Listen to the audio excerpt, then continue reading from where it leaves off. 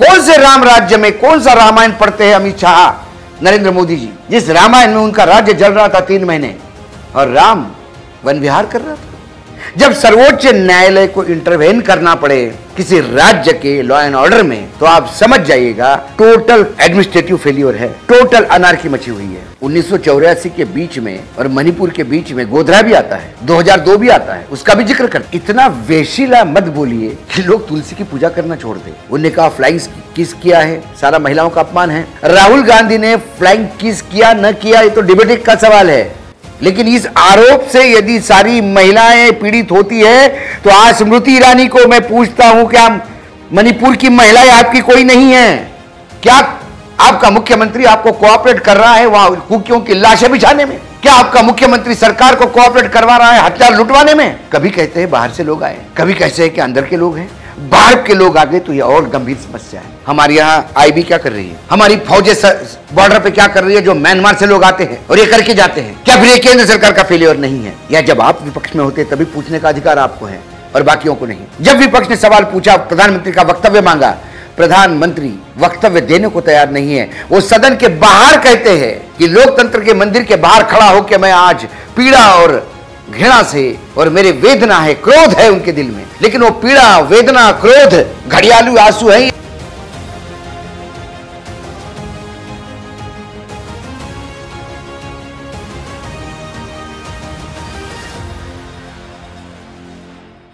दोस्तों नमस्कार, स्वागत है आप सभी का देशनीति के खास कार्यक्रम वीकेंड विद वानखेड़े में। सदन में जैसे ही राहुल गांधी की वापसी होती है तो भारतीय जनता पार्टी के सांसद बौखला उठते हैं। राहुल गांधी ने सत्ता पक्ष पर आरोप लगाते हुए भरी सदन में यह कह दिया कि मणिपुर में मेरी मां की हत्या कराई गई, भारत माता की हत्या हुई और आप लोग देशद्रोही हैं। जिस पर स्मृति ईरानी का गुस्सा फूटा। स्मृति ईरानी ने इनडायरेक्टली राहुल गांधी को और विपक्ष को गद्दार कह दिया, जिसके बाद सदन में हंगामा मचा, फ्लाइंग किस पर बवाल हुआ और फिर कहीं ना कहीं सरकार मणिपुर पर जवाब देने से फिर एक बार बच गई। शुक्रवार को मोदी जी की सदन में एंट्री होती है और पूरा दिन उसी में बीत जाता है। लेकिन क्या विपक्ष अब सरकार के आगे चुनौती बन चुका है? क्या राहुल गांधी की सदन में वापसी भारतीय जनता पार्टी के आगे, सरकार के आगे चुनौती है? इस पर चर्चा करने के लिए फिर एक बार मौजूद हैं जाने माने वरिष्ठ पत्रकार अशोक वानखेड़े जी हमारे साथ। स्वागत है सर हमारे साथ फिर एक बार जुड़ने के लिए। जो पहला सवाल रहेगा कि मानहानि का केस राहुल पर अभी भी चल रहा है, लेकिन भरी सदन में उन्होंने साफ शब्दों में आरोप लगा दिया कि मणिपुर में भारत माता की आपने हत्या कराई, आप देशद्रोही है। क्या एक सांसद को सदन में यह कहना उचित है? यदि सत्ता पक्ष जवाब देने को तैयार नहीं है, मणिपुर एक देश का राज्य है, महत्वपूर्ण राज्य है, बॉर्डर एरिया है। 7 सिस्टर्स हम कहते हैं, हमारी बहनें हैं ये 7 छोटी छोटी नॉर्थ ईस्ट की। लुक ईस्ट ये सरकार की पॉलिसी है। यदि लुक ईस्ट पॉलिसी रखने वाली सरकार अंधी हो जाए, 3 महीने तक एक राज्य जल रहा है, 100 से ज़्यादा हत्याएं होती है, हजारों बेरोजगार है, करोड़ों रुपए की संपत्ति लूटी जाती है, हथियार लूटे जाते हैं, और आज जब मैं और आपसे बात कर रहा हूं, चर्चा कर रहा हूं, आज भी मणिपुर जल रहा है। सरकार डबल इंजन की सरकार है, मणिपुर में बीजेपी की सरकार है, केंद्र में बीजेपी की सरकार है। गृह मंत्री 4 दिन जाके आते हैं। गृह मंत्री खुद कहते हैं कि गृह राज्य मंत्री वहां 21 दिन थे। हमारे chief of defence staff CDS वो जाके आते हैं। पैरामिलिट्री फोर्सेस, आसाम राइफल्स, तमाम चीजें होने के बावजूद भी यदि आग वहां रुकती नहीं, तो क्या ये सत्ता पक्ष को पूछने का सवाल नहीं? क्या विपक्ष इस देश का मर चुका है? क्या इस देश में अब कोई ऐसा बचा ही नहीं कि जो सत्ता पक्ष को सवाल उठाए? क्या सत्ता पक्ष अपने घमंड में इतना चूर हो चुका है कि जो वो देखना चाहता है वही देश देखे? भारतीय जनता पार्टी माने भारत नहीं है। 37% मतदान पे आप सत्ता में बैठे हैं, वो अपनी जगह पे सही है। इस देश का संविधान आपको सरकार चलाने का अधिकार देता है। इसका मतलब इस देश का संविधान रोंदने का अधिकार नहीं है। जब सर्वोच्च न्यायालय को इंटरवेन करना पड़े किसी राज्य के लॉ एंड ऑर्डर में, तो आप समझ जाइएगा टोटल एडमिनिस्ट्रेटिव फेलियर है, टोटल अनार्की मची हुई है। 3 मई को लगी हुई आग आज 10 अगस्त है, बुझने का नाम नहीं लेती। और गृह मंत्री को थोड़ी शर्म नहीं आती पार्लियामेंट में ये कहते हुए कि अब हत्याओं का आंकड़ा कम कम हो रहा है तो स्थिति कंट्रोल में है। क्या 3 तारीख को आग लगने के बाद 4 तारीख को पुलिस वैन में एक तथाकथित मुजरिम जिसने मुख्यमंत्री के खिलाफ पोस्ट लिखी, वो युवा जब पुलिस वैन में पुलिस स्टेशन लेके जा रही थी, भीड़ ने उस वैन को रोककर मार मार कर उसकी हत्या की, क्या पुलिस कस्टडी में वो हत्या नहीं मानी जाएगी? यदि पुलिस किसी को मुजरिम पकड़ के ले जाती है जबकि कोर्ट ने उसको कन्विक्ट नहीं किया, क्या वो मणिपुर का वासी नहीं, क्या वो भारतवासी नहीं? उसकी हत्या होती है, आपको ताज्जुब लगेगा आज भी उसका शव 4 मई से इम्फाल के मर्चुरी में पड़ा हुआ है। और लॉ एंड ऑर्डर की स्थिति, कानून व्यवस्था इतनी बुरी है कि माँ बाप पिछले 3 महीने से अपने बेटे की लाश नहीं ले जा पा रहे हैं। यह भयावह स्थिति है। 4 तारीख को एक विभत्स कांड होता है, पूरा देश शर्मसार होता है, पूरा विश्व आंखें मूंद करके आंसू टपकाता है। इस देश के लिए प्राण निछावर करने वाले एक सैनिक की पत्नी को नग्न करके घुमाया जाता है। एक युवती को पुलिस भीड़ के हवाले करके सामूहिक व्यभिचार करवाता है। क्या फिर भी लॉ एंड ऑर्डर बचा हुआ है?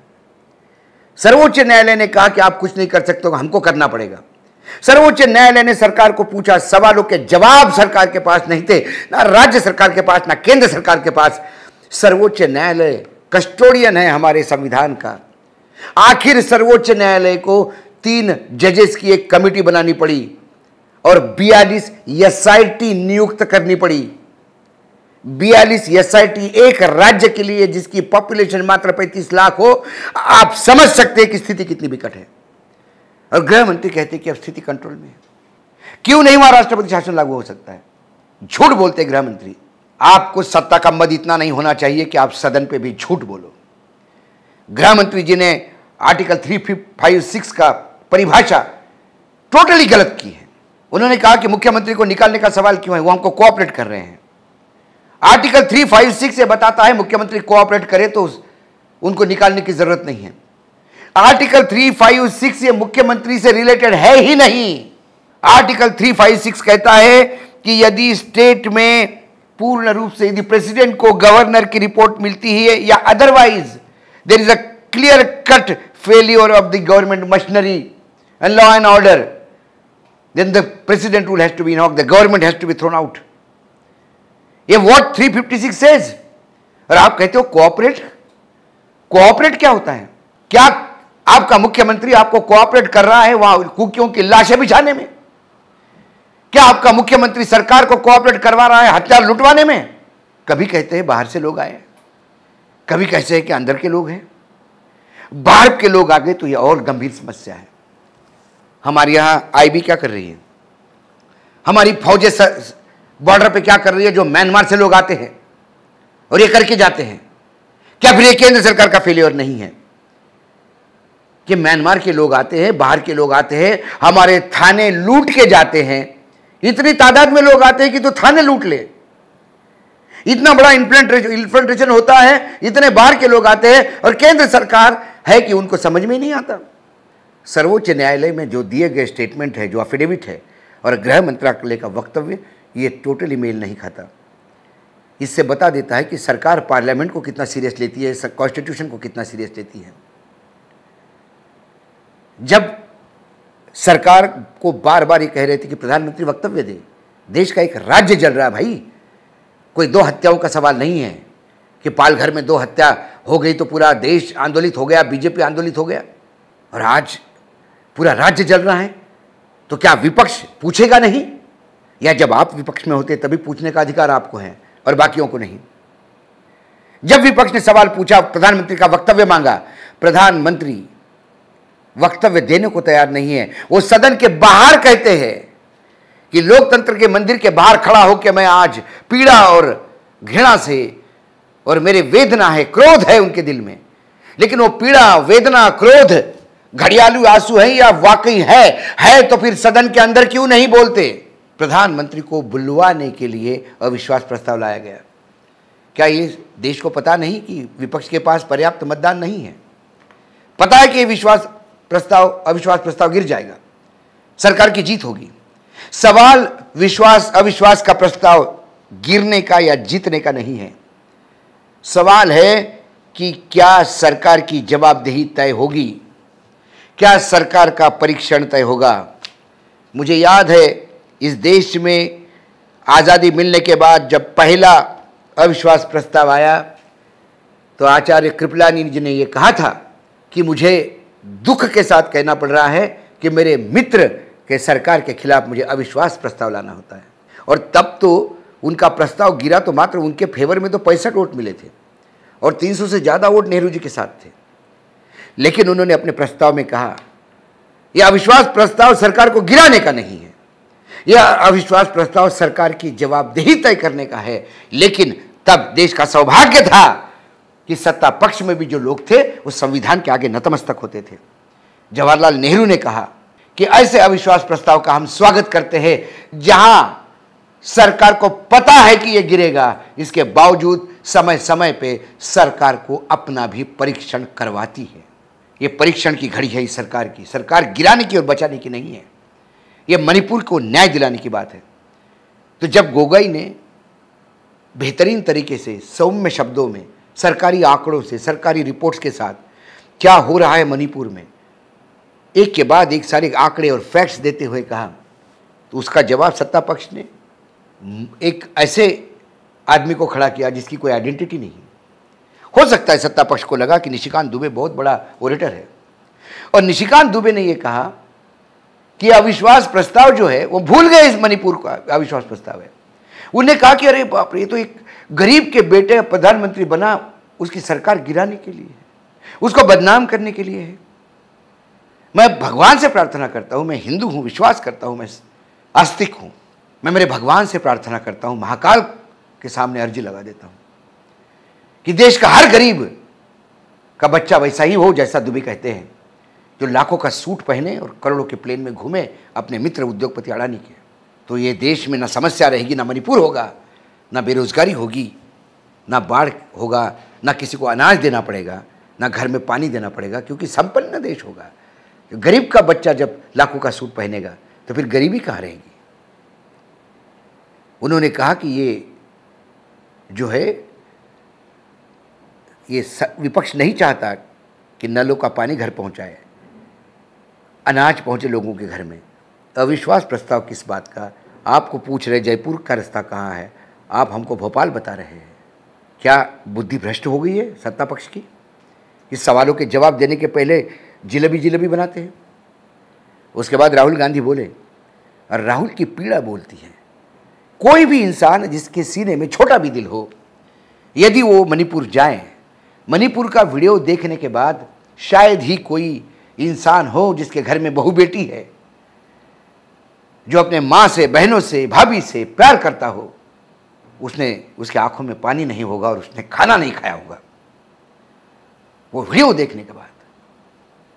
सवाल मणिपुर दूर है इसका नहीं, सवाल वो मेरी बहन, मेरी बेटी हो सकती है। इतना ये सारा चीज सामने होते हुए राहुल गांधी तो स्वयं गए मणिपुर, उन्होंने कैंप में लोगों से मिला, उन्होंने लोगों से फर्स्ट हैंड बात की, ग्राउंड जीरो पे जाके उन्होंने देखा स्थिति को क्या है। क्या वो इंसान नहीं है जो 2 महीने 3 महीने कष्ट करके हजारों किलोमीटर की भूमि नाप सकता है भारतवर्ष की और हर गरीब को साथ में लेके चल सकता है? क्या वो इंसान नहीं है? सिर्फ इंसान होने का अधिकार आपका है, सिर्फ 56 इंच का सीना आपका है, इसलिए उसमें दिल है। राहुल गांधी ने जब पीड़ा बोली और उसका क्रोध बोलता है, प्रधानमंत्री को तो वीडियो देख के क्रोध आया, उन्होंने बोला मेरा क्रोध आया मुझे, तो क्रोध आप ही को आ सकता है, पीड़ा आपको हो सकती है। इंसान आप है, बाकी सब जानवर है, उनको पीड़ा भी नहीं होती। अरे जानवरों को क्या, पौधों को भी पीड़ा होती है।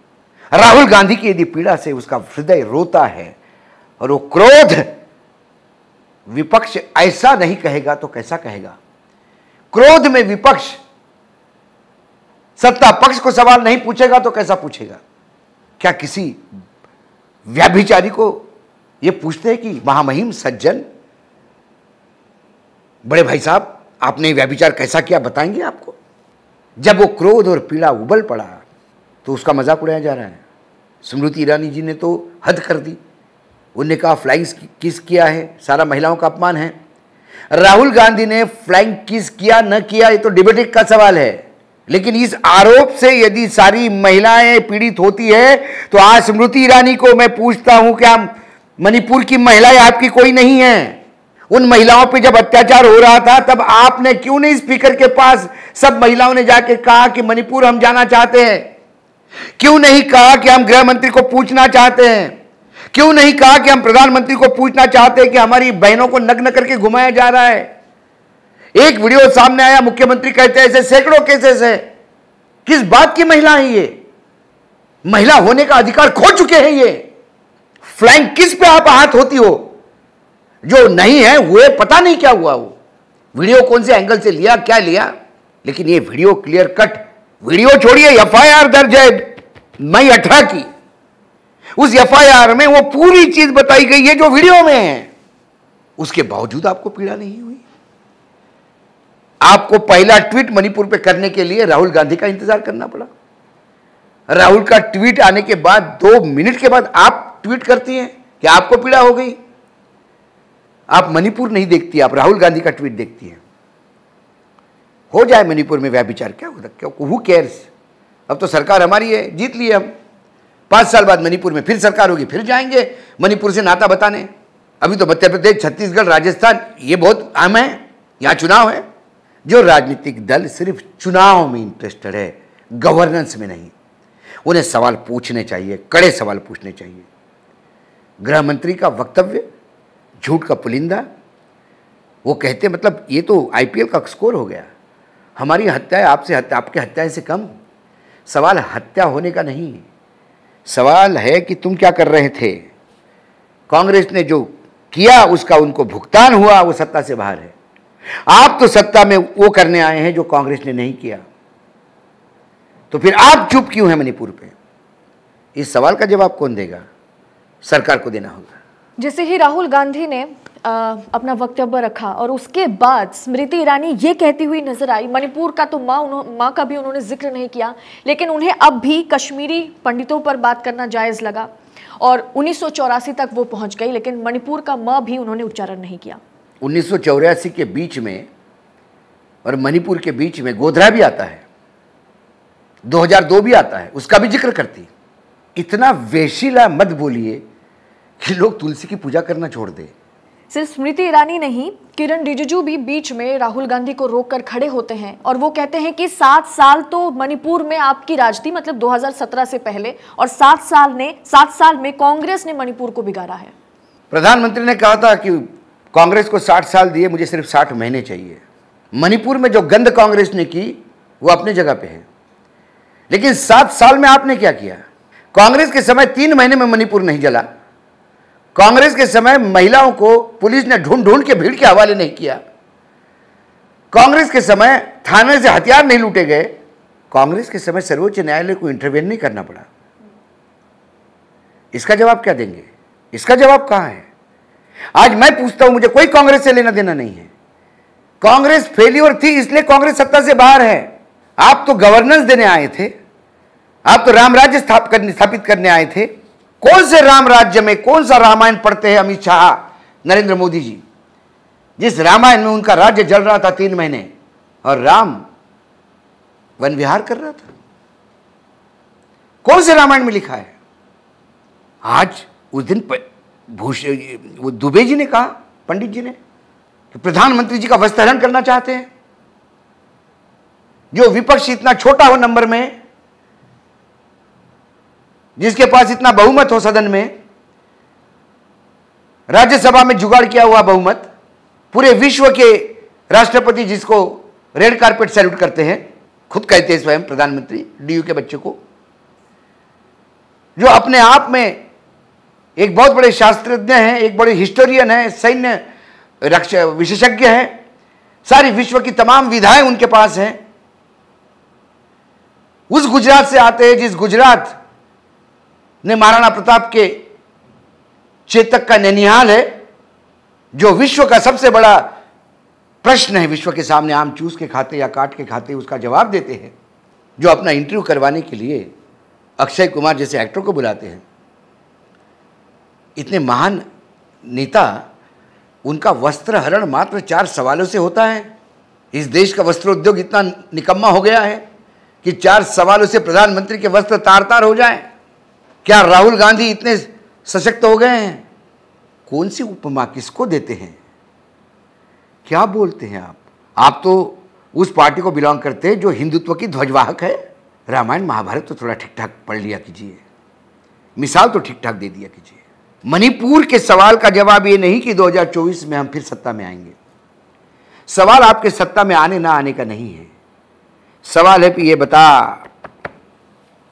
तू इधर उधर की बात न कर। शाह जाफरी का शेर है, सुषमा स्वराज ने सुनाया था, वही शेर फिर से एक बार सुनाने का समय आ गया है। तू इधर उधर की बात ना कर, ये बता कि काफिला क्यों लूटा। मुझे रहजनों से गिला नहीं, तेरी रहबरी का सवाल है। मुझे उन डाकुओं से गिला नहीं, मुझे उन व्याभिचारियों से गिला नहीं, मुझे उन हत्यारों से, उन लुटेरों से गिला नहीं।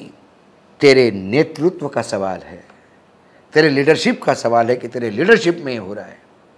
क्या जवाब है इसका? सुषमा जी ने एक बार पूछा था यही शेर मनमोहन सिंह को। आज पूरा देश इस सवाल पूछ रहा है। छोड़िए कांग्रेस, छोड़िए अपक्ष विपक्ष क्या होता है, छोड़िए, सब छोड़िए। सिंपल सवाल, मैं टैक्स पेयर हूँ, इस देश से प्यार करता हूँ, संविधान में विश्वास रखता हूँ। मणिपुर मेरे देश का अविभाज्य अंग है, मेरा एक राज्य जल रहा है, क्या मुझे सरकार को पूछने का अधिकार नहीं? सर्वोच्च न्यायालय इंटरवेन कर रहा है, इसके बाद भी सरकार, वह सरकार मुख्यमंत्री बनाई हुई है, सरकार टिकी हुई है।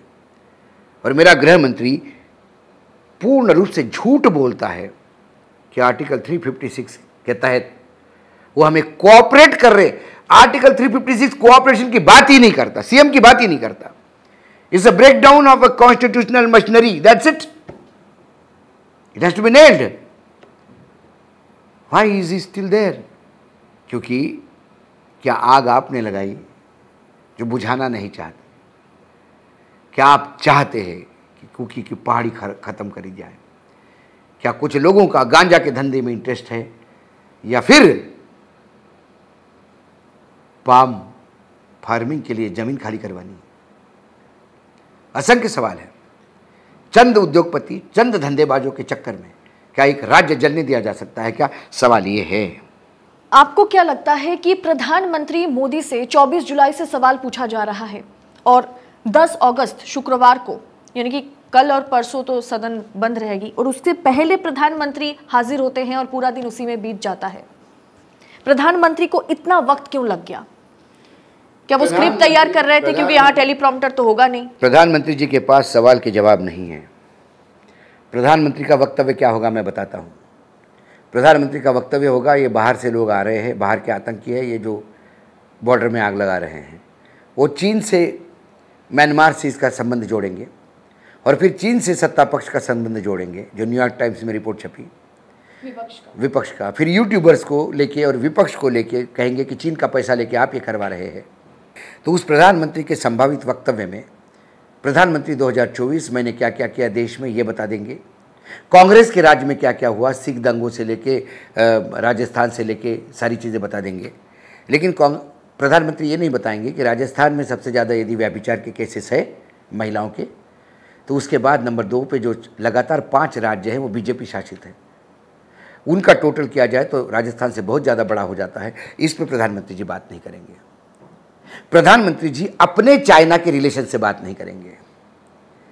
क्या लोगों को पता है कि प्रधानमंत्री चाइना गए मुख्यमंत्री होते तब, और चाइना जाके चाइना में 22 स्मगलर, जो चाइनीज़ गवर्नमेंट ने गुजराती स्मगलरों को पकड़ा था, उनमें से 11 को तो सज़ा भी हुई, उनको छुड़वाने का भरकस प्रयास किया प्रधानमंत्री जी ने, रिकॉर्ड पे है। और तात्कालिक राजदूत जो थे, जो वर्तमान में देश के विदेश मंत्री हैं, उन्होंने भी पूरा मदद की।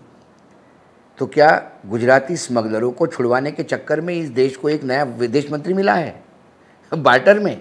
दूसरे का चाइनीज़ कनेक्शन ढूंढने के पहले प्रधानमंत्री अपने चाइनीज़ कनेक्शन का जवाब दें। क्या गुजरात में मैंडरीन भाषा सिखाने का प्रयास नहीं किया गया, अभ्यासक्रम में लाने का? क्योंकि चाइना से संस्कृति जुड़ाव करना है। चाहे प्रधानमंत्री अपने चाइना प्रेम के बारे में बात करें, जो झूला झुलाया गया था उसके बारे में बात करें। दूसरे पे उंगली उठाना बहुत आसान है। जिस न्यूयॉर्क टाइम की रिपोर्ट पे बार बार बोला जाता है, उसी न्यूयॉर्क टाइम ने चंद दिन पहले जब सरकार को घेरा था, तो न्यूयॉर्क टाइम भारत सरकार को बदनाम करने की एक एजेंसी बन चुका था। आज वो कांग्रेस पे सवाल उठाता है तो न्यूयॉर्क टाइम इनका सगा अपना हो गया। और अनुराग जी हमारे जो आईबी मिनिस्टर है, वो पेपर लहराते लहराते प्रेस को ब्रीफ करते हैं। तब न्यूयॉर्क टाइम क्यों नहीं अच्छा लगा? मीठा मीठा गपा गप खाएंगे, कड़वा कड़वा थूथू करेंगे। लोगों को मूर्ख समझ के रखा है इन लोगों ने। एक आरोप लगता आ रहा है, वो विपक्ष को कहीं ना कहीं हटाने की कोशिश कर रहा है। मैं ये कहूंगी कि संसद टीवी लगातार विपक्षी नेताओं को स्क्रीन से हटा रहा है। राहुल गांधी ने लगभग 37 मिनट का उनका भाषण रहा, जिनमें से उनको सिर्फ और सिर्फ 14 मिनट दिखाया गया, जिसका प्रतिशत निकाला जाए तो सिर्फ 40%। वहीं पर जब स्मृति ईरानी या अमित शाह बोल रहे थे तो लगभग 95% वही लोग थे। मैंने कहा ना, 2014 से एक नया राजनीतिक छिचोरापन हम देख रहे हैं। ये उसी छिचोरेपन का हिस्सा है। उन्हें लगता है कि हम राहुल गांधी के भाषण में राहुल गांधी के चेहरा नहीं दिखेंगे तो लोग सुनेंगे नहीं। लोग राहुल गांधी को देख नहीं रहे थे, सुन रहे थे। प्रधानमंत्री बहुत कॉशियस होते हैं क्योंकि वो तैयार होने में भी कई टाइम लगता है उनको, सबसे ज़्यादा। यदि तमाम कैबिनेट में देखा जाए तो कैबिनेट के सभी मंत्रियों का टाइम बराबर होगा इकट्ठा करके, तो भी प्रधानमंत्री को ज़्यादा टाइम लगता है तैयार होने में। ठीक है, ये अपनी एक इंडिविजुअल व्यवस्था होती है। कुछ लोग तैयार हो, कई लोगों की, इसमें मैं बुरा भी नहीं मानता। होते हैं कोई अपने चेहरे से, अपने बालों को लेकर बहुत ज़्यादा सजग होते हैं, कपड़ों से लेकर बहुत ज़्यादा सजग होते हैं। और प्रधानमंत्री जी को पहले से आदत है, जब वो जनरल सेक्रेटरी भी थे पार्टी के तब भी। ठीक है, आप बिल्कुल सजग रहते हैं। तो आपको दिखास का रोग है, 24 घंटे आप स्क्रीन पर रहना चाहते हैं। आप फोटोग्राफ में बीच में कोई आए तो हटाते हैं। राहुल गांधी को दिखास का रोग नहीं है। जिस आदमी के दिल में दर्द है वो पीड़ा से ये नहीं देखता कैमरा मुझे दिखा रहा है कि नहीं दिखा रहा है। वो ये नहीं देखता कि मेरे कपड़े कैसे हैं, मेरी दाढ़ी ट्रिम है कि नहीं है। क्योंकि राहुल गांधी देश की समस्या सत्ता पक्ष के सामने रखने के लिए पार्लियामेंट जाते हैं, फैशन शो के तहत नहीं जाते। कुछ लोग बड़े बंधन के आते होंगे फैशन शो में, मैं किसी पे आरोप नहीं लगाता, और अच्छा है, हर एक की चॉइस है। मैं कपड़ों को लेकर सजग नहीं रहता, आप कपड़ों को लेकर सजग रहते होंगे, अपने अपना इंडिविजुअल है। इसलिए उनको लगता है कि उनको देखने से उनको लगता है कि मैं जनमानस पे राज करता हूँ दिलों पे, क्योंकि लोग मुझे देखते हैं। राहुल गांधी को जनमानस पे राज करने के लिए दिखना नहीं होता। राहुल गांधी रोड पे चलते हैं, चाहे वही शर्ट हो, वही पसीने से लथपथ शरीर हो, लोग गले लगते हैं, वृद्ध सर पे हाथ रखते हैं। उन्हें फोटोग्राफर साथ में लेके चलना नहीं पड़ता कि मैं गुफा में मेडिटेशन करने जा रहा हूँ, मेरा फोटोग्राफ लेके फिर आप चले जाना। या राहुल गांधी अपने माँ से प्रेम करने के लिए या माँ से आशीर्वाद लेने के लिए फोटोग्राफरों को साथ में लेके नहीं जाता। हर एक का अपना अपना चॉइस है। कुछ लोग फोटोग्राफर के बगैर नहीं जिंदा रह सकते, कुछ लोग अपनी छवि को लेके। तो जो आदमी जैसा होता है वैसा सोचता है। यदि किसी को लगता है कि मैं लगातार स्क्रीन पर रहता हूँ इसलिए लोग मुझसे प्यार करते हैं, तो वो चाहेगा कि राहुल गांधी स्क्रीन पे ना रहे ताकि लोग उससे प्यार ना करें। लेकिन हर आदमी अपने एक मूर्खतापूर्ण वलय में जीने का अधिकार है। वो अधिकार संविधान ने दिया है उसको। मैं भी कल से कहूं कि भाई मैं अशोक वानखेड़े हूं, मेरे सिवा कोई पत्रकार दुनिया में है ही नहीं, और मैं आपको भी पत्रकार मानने से इनकार करूं कि कौन है आप, एक सवाल पूछने के लिए किसी को लाया, क्योंकि पत्रकार तो मैं ही हूं। तो मेरी इस सोच को आप रोक नहीं सकते। ये तो जनता तय करेगी कि बहुत मूर्ख हो वानखेड़े जी आप इसलिए बोल पाते हो कि वो सवाल पूछ रही है। आपका महत्व तभी है जब तक वो है सामने। ये समझने के लिए फिर उसमें मैच्योरिटी चाहिए। और मैंने बोला ना, 2014 से लेकर जो राजनीतिक छिछड़ापन देश में छाया हुआ है, उसमें मैच्योरिटी वगैरह की, ह्यूमैनिटी, मैच्योरिटी, ये जो शब्द जो है, इसको कोई जगह नहीं है। नैतिकता कोई जगह नहीं है। ये सब लॉकर में बंद है आजकल। तो ये संसद टीवी में जो कैमरा स्विच का जो खेल शुरू हुआ है, किसी के इशारे पर हो रहा है? इशारे पर पहले प्री प्लान्ड होता है।